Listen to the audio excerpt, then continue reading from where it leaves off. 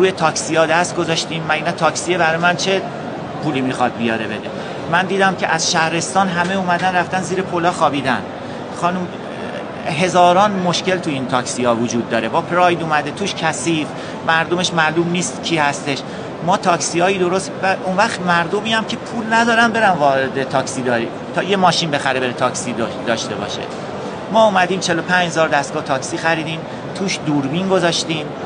حتی اون خانواده‌ای که بچه‌شو میذاره این تو میتونه توی اپش نگاه بکنه بچهش زنده تا مدرسهش میره کجا هستش.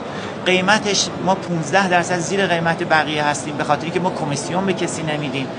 راننده هایی که روی تاکسی های ما هستن همه اینها انگار ماشین مال خودشونه، یعنی همون درآمدی که توی اونجا داشته اینجا هم خب داره حقوقش رو دریافت میکنه، بیمه تکمیلیش مرتب خواهد بود، ما کنترل خواهیم داشت.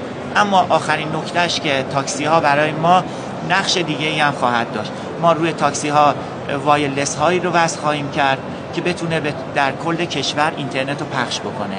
ما به زودی یک مجموعه دیگه ای داریم به نام داتسل که به صورت ماهواره‌ای اینترنت دریافت میکنه، به تاکسی های ما پخش میکنه. تاکسی های ما در سطح کشور این اینترنت رو به صورت وایرلس پخش میکنن به مردم.